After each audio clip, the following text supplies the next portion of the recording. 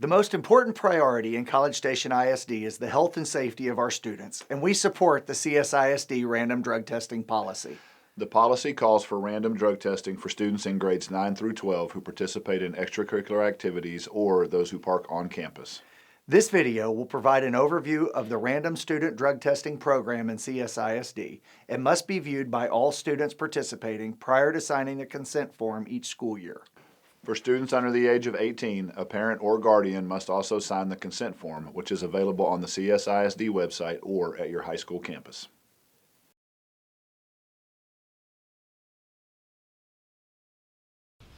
Okay, so we're going to talk a little bit about adolescent brain development. The adolescent brain isn't completely developed until about the age of 25. So during that time, in about the 11 to 12-year-old range, you're acquiring new skills, developing new synapses in your brain, and then as time progresses, your brain then starts to prune off some of those areas that you're not needing anymore, and you become a specialist. So if you're going to develop a lot of utility with math, say, that's the age you're going to do it, about 14, 15, 16. That's when your brain's going to be a specialist at math. Or if you're going to be a great musician, that's about the period of time where those pathways will get super myelinated and reinforced, and other pathways will sort of die off. So that's what's happening during your brain development at that time. And at this time, your prefrontal cortex, which actually is involved in a lot of your executive processing, which means that's your capability to, say, delay gratification or make good decisions. That chess game of life that all adults play, the pros and cons. Should I buy a house? Should I not buy a house? Should I spend money on this or should I save my money? Those kinds of decisions are called executive processing decisions. That part of your brain, when you're an adolescent, isn't quite ready to go yet. So you have a hard time strategizing consequences. That makes adolescents particularly at risk for substance use. So what's driving adolescent decision making is a lot of the limbic system. And so that makes you particularly susceptible to risk taking. Risk taking is normal. It's part of your development. You're supposed to. Otherwise, nobody'd ever leave their mom and dad. So part of risk taking, a really risky behavior, might be considered trying new things, right? So sometimes for peer pressure, new things might include alcohol, tobacco, marijuana, and other substances like opioids, prescription medications. So those things give you new sensations, new feelings, and might be part of risk taking. Some of the substances that are particularly attractive to adolescents to fulfill that limbic system need for high risk thrill taking include alcohol. Of course, like alcohol definitely has a lot of serious effects associated with it and causes impaired driving, impaired judgment, and over time you'll develop tolerance and dependence on alcohol. So what that means is you'll actually have to drink a little bit of alcohol to feel normal. So it won't be about getting high anymore. Now it'll be about feeling normal. Another drug that is a substance that is frequently used by adolescents is marijuana. So marijuana smoking initially will be very effective if you feel anxious before a test or anxious before a date or something like that. Marijuana can really help. You will have that immediate decrease in anxiety. However, over time, there's other bad effects that are associated with marijuana, to include dependence, and then also it can cause amnesia, and it can cause cognition decrease. That means it's harder for you to learn things than it was before, and maybe you'll forget things easier.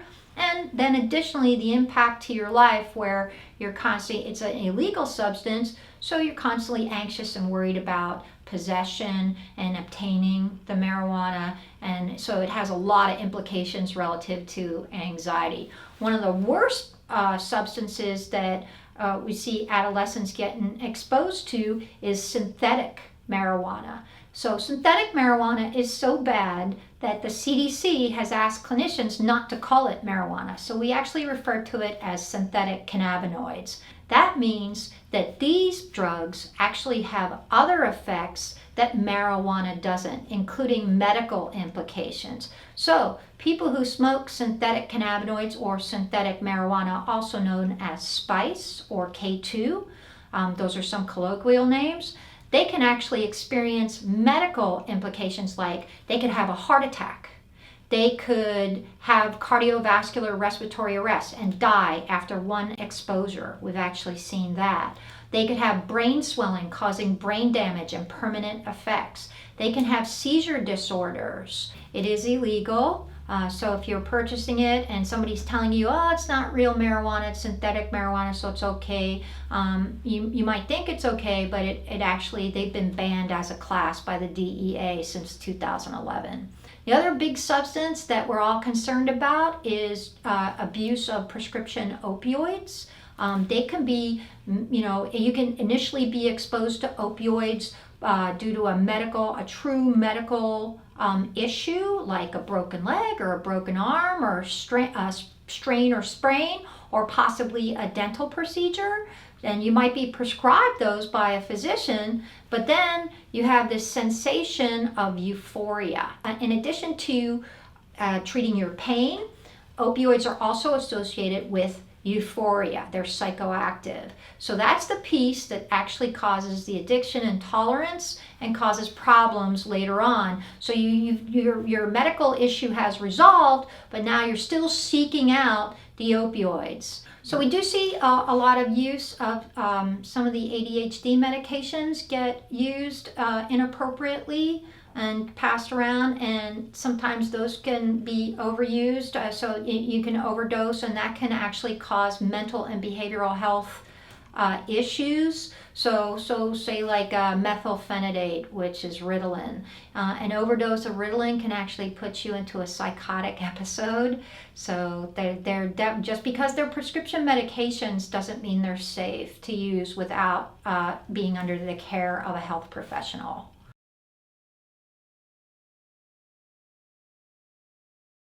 You might be wondering why CSISD adopted this new policy. This policy was created as a form of prevention rather than punishment. There are 4 primary purposes of the drug testing program. Most importantly, student health. Second, to serve as a deterrent. Third, to offer students credible means to resist peer pressure. And finally, to provide a source of information for parents. All students voluntarily participating in extracurricular activities where students travel, compete, or represent their school outside of the regular school hours are required to participate in the drug testing program. In addition, parents may voluntarily opt in their student into the random student drug testing program if they do not meet the criteria for required participation. Random testing will occur each month at all 3 high school campuses. All students participating in the program will have an equal chance of being randomly selected each month. However, if a student receives a verified positive test, then they will automatically be retested on the next 3 testing dates. Testing will be conducted at each high school campus by a certified drug testing laboratory using urine samples, and students will be provided the same level of privacy as when using a multi-stall restroom. Results will be kept confidential. Only the campus administrator coordinating the testing will receive the results, and they are held confidential under the Health Insurance Portability and Accountability Act, or HIPAA. The results will not be kept in your educational record, and only your parent or guardian and extracurricular activity sponsor, such as your coach or band director, will know if a positive result is confirmed. Testing dates will not be announced, and students who are absent on the day they are randomly selected are automatically added to the next testing date selection list. If a student refuses to provide a sample when selected or tampers with the sample, a positive result will be reported and will be subject to the appropriate consequences depending on the previous positive test result, if any. After received at the lab, each sample is divided and tested twice before results are reported to the school. Please take a moment to review the substances to be tested.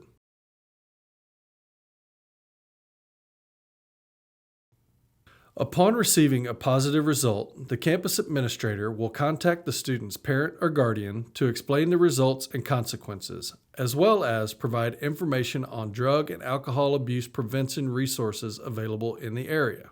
In the event that a student is taking a prescribed medication that may have caused the positive result, the parent or guardian may request a medical review and provide the medical review officer with the certified lab information about any prescribed medications. This process typically takes about 5 business days. No consequences are imposed while a medical review is pending. If it is confirmed that the positive result was due to a properly prescribed prescription, the result will be reported as negative. Positive tests will result in the following consequences.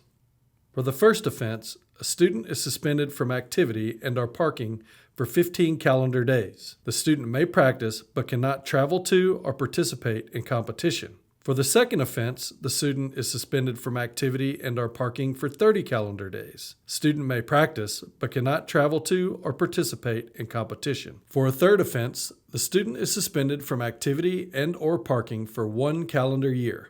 The student cannot practice, travel, or compete in the activity. These consequences are specifically for students who receive a positive drug test, and consequences cannot be imposed by the school or sponsor which are above and beyond what is specified in board policy. If you are under the influence or in possession of drugs or alcohol while at school or a school-sponsored activity, disciplinary action will be enforced as specified in the CSISD Student Code of Conduct.